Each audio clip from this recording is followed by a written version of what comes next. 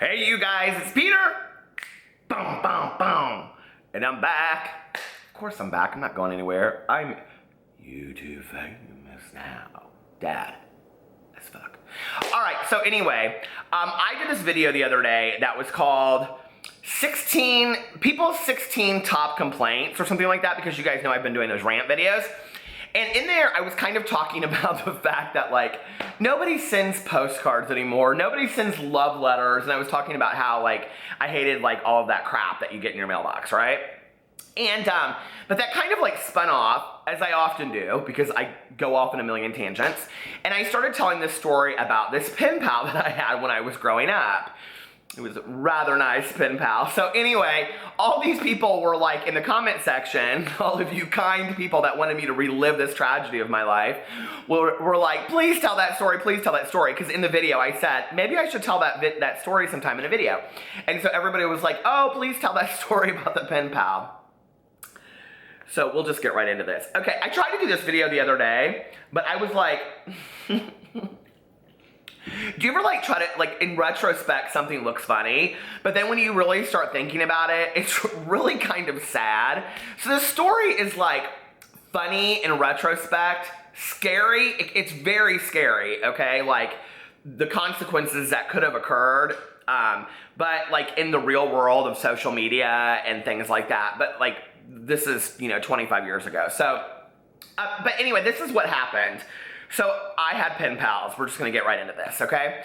And I had like at 13 or 14, so I'm very young. If you don't know, I got sober. If you don't know, what you don't know is I think not. I love Janis Joplin so much. But anyway, I started drinking very, very young at like 12. And that found me in counseling by about 12 and a half, 13, because I just wasn't very good at it from the get-go. And, but I loved it. And what I know now in retrospect is that I think that it was hiding a lot for me, like sexuality-wise. This is turning into like one of those like cheery, okay, this is a funny story time, so I'm just gonna get into it. But anyway, so I ended up going to see this one counselor. One of the reasons why I became a counselor is because I couldn't stand any counselor that I ever saw from the time at 12 years old when I entered counseling until 18 and 19 when I stopped going to counseling as a juvenile or whatever. So if you're one of those counselors out there that's watching it, you were shitty. That's all I have to say. So anyway, they never tried to get on my level. They never really tried to understand me. I had two counselors that fell asleep on me.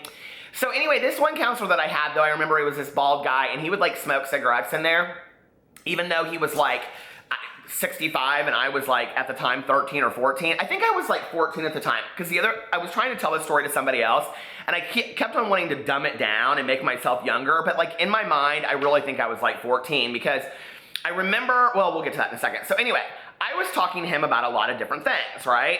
And I'm one of those people that like, I don't have a problem telling my whole world. You've probably figured that out by now, right? So even though I wasn't like I can remember having a conversation with him and I was like, you swear things I tell you, you won't tell my parents? He's like, yes. I said, you swear? He goes, yes. Which I found out everything I was telling him he was telling my parents, which was a shitty move too, because none of it was safety factor issues. So anyway, I had talked to him about thinking maybe I was bisexual. So you know how that, like, that was my phase. It was bisexual, and then I went through this phase where I said I was asexual. That was way back in the day, okay, when people weren't coming out and saying they were asexual. I just was like, love is love is love. And I mean, I don't know, but this was way before. This was 1990, or no, this would have been like 1985, 84. So this was like way before then. But I can remember I told all my friends I'm asexual. I'm never going to have sex. And they're like, so you're just going to reproduce on your own? Ha ha ha ha. And it was this big joke. It wasn't funny. I just didn't know how to deal with my sexuality. But I did tell this guy, and he was like, well, why can't you tell your friends? And I was like, well, because A, I don't have any. I literally had no friends, okay? And, it wasn't like I was the biggest geeky nerd in the entire world. I just didn't have friends. And none of the guys wanted to be my friend because I was, to them, the apparent gay kid in the class. And I had gone to the same schools from kindergarten all through 12th grade. So none of the guys wanted to be my friends. Not even the theater guys. Like, they weren't even wanting to be my friends, It was like guilt by association or something. And I wasn't out, which is so funny to me because later, like when I came out, I got like emails from 2 people that said to me, thank you so much for being out in high school. It really helped me when I came out. I was like, girl, I wasn't out in high school. I had a girlfriend and everything. I did my senior year. She's a beautiful lesbian now, true story. 2 people find each other in a room of 100, I guess, but she saved my life because I don't think I would have gotten through high school if it hadn't been that and my 4 best girlfriends that were badass bitches. So anyway, they saved my life and they were willing to do the things that I wasn't willing to do to stand up for myself. But this is all beside the point. Okay, the point is this, is that I told this counselor and the counselor's like, well, you don't have any friends. Who do you talk to about this? You should talk to your parents. I was like, oh, I'm not, no. And we didn't even, like coming out wasn't even a term back then, right? So he was like, well, what about pen pals? And I was like, oh, pen pals? Like, oh, that's such a great idea.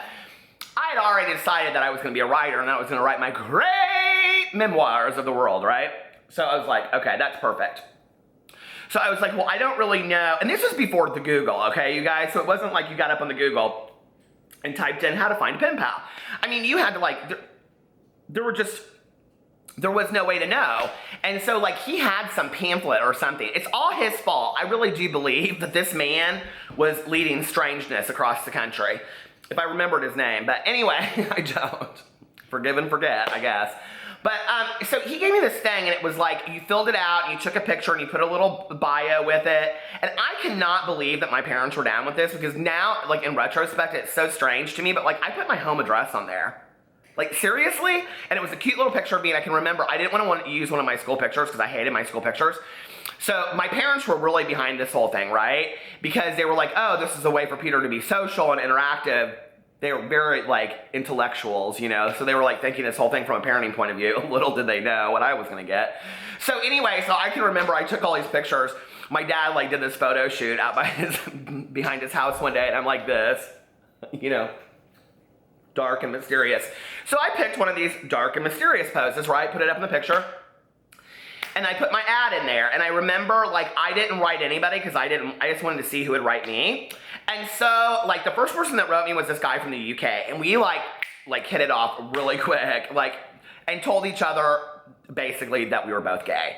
And, you know, it was really nice to have somebody to talk to that, like, I could connect. And I think that's the power and the positivity of social media today, you know, if you use it in a positive way. And I remember I was really into the Smiths and The Cure and all this kind of stuff. And, you know, he lived in the UK, so those bands were very prevalent over there. And so we would, like, really connect on music and, like, Doc Martens and fashion. And we would talk about all that stuff. And it was very cool. And then I remember I had this pen pal that she was in Australia. And, so we would write each other and she just like, for me, she opened up this worldwide vision of like what was somewhere else in the world that wasn't there. You guys are like, what does this have to do with your prison boyfriend? Hold on a second.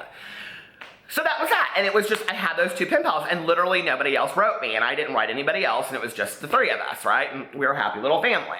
And then one day, and I can remember like I had renewed my membership like, I think, like, like, at, like, 14, like, I was almost 15. I renewed my, my membership to this magazine, because it was just like it was like this, somebody out there's gotta remember what I'm talking about. It was like this very cheap zine, okay, and it just had ad. I mean, it looked like personal ads, okay, that's what it looked like. And so, anyway, I renewed it, at, like, right before I turned 15. Well, I remember it was like, I hadn't like I like kind of stopped writing these people. We kind of phased out. I don't know where they are today. But anyway, I can totally see the guy from the UK in my head. He had like dark, like shoulder length, like dark brown hair tucked behind his, oh my God, he was so cute. So anyway, but I wonder where he is today. That's so strange, isn't it? I don't even remember what his name is. But anyway, so I remember it was like the following summer. So I was gonna be, no, it would have been the following spring because I was still in school. So I was like, it was like 2 or 3 months before I was gonna turn 16, right? Now, when I did this in the video the other day, I tried to act real dumb about it, but I remember now how old I was, okay? And I wasn't, 14 years old. I was like, at this point, I was like almost 15 or almost 16. But anyway, So I get this letter in the mail, and it's from this prisoner from Ocala, Florida State Prison, okay? And all these people wanted to say that there is no state prison in Florida. I've seen the documentaries on Eileen Wuornos, this first female serial killer. She was at Ocala, I'm pretty sure. If I'm not, then I guess I'm wrong, because everybody that told me that was from Florida, so maybe I am wrong. But this dude was from Florida, and I remember it was from Ocala, Florida. I don't know how I remember that. Maybe he was in work release or something. I don't know how these letters got to me, honestly. So, and how they, okay, it's just so shady beans down, right? But I get this letter, and he's very nice, and he's like, oh, I saw your thing, blah, blah, blah, blah, whatever. And he's like, I tried to play this off with my friend the other day.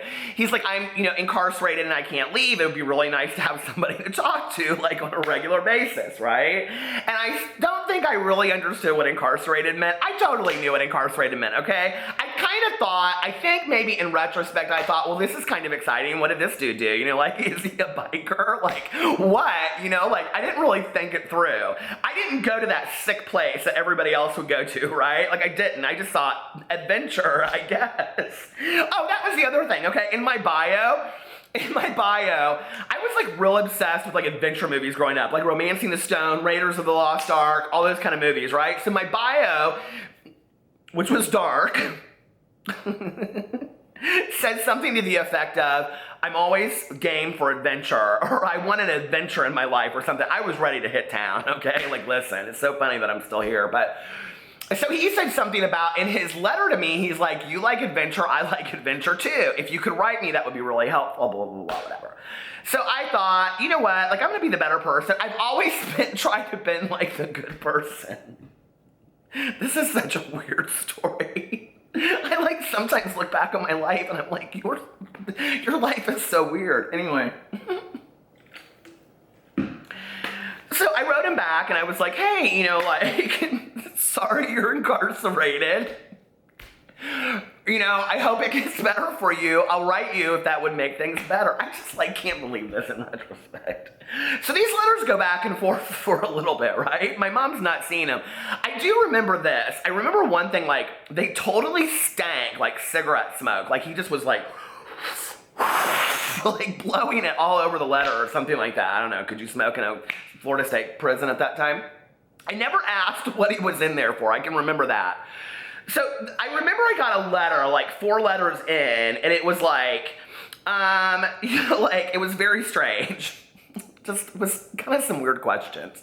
It was like, what kind of deodorant do you wear? What kind of underwear do you wear? Things like that. It was I don't know. It was they weren't strange questions, but they were just kind of off questions, do you like to wear deodorant, or would you prefer just smelling like sweat? Which at 15, I didn't really understand what that question meant, I guess. I don't know. I don't know that I really understand what that question means now. I mean, kind of, I guess. But anyway, so I wrote him back, and then I remember that the letters kind of got darker and darker to the point where he would tell me very specific things that he was going to do to me. Well, at that point, I kind of stopped writing this man, okay? I knew smart enough that I was kind of spooked. I was like, oh my God, I don't know what's gonna happen, right? And I remember I had this drawer in my, so I had a chest of drawers, and I had one that had all this junk in it in the top. It's just junk on top of junk on top of junk. Well, I kept his letters hidden underneath, in the very back in a sock. Well, my mother, who is forever the snoot, because I told you I was an alcoholic and a drug addict from a very young age, one day was going through that drawer and she found these letters. And I will never forget, okay, when I came home, my mother had those letters opened on the kitchen table. And this was not the first time. My mother found a journal that my best friend and I were writing back and forth to each other. And I came home and legit, we had won a tequila contest or something like that. And my mother had highlighted this journal with a highlighter. I was like, oh man, I'm so dead. So anyway, I think she was sitting there with a martini highlighting it, which... My mother. Oh, if you don't know it, if you don't know what you don't know is a lot. My mother got sober 6 months after I did. So anyway, but she was like, what is this about? What is this about? I can just see her standing in my bed, or in the kitchen. What is this? What is going on? She was so upset. I was like, Mom, I don't know. And I totally lied through my teeth. I was like, I don't know I've never written that, man. I don't know anything about it. I thought it was very strange too. So anyway, she's like, well, I'm putting an end to this.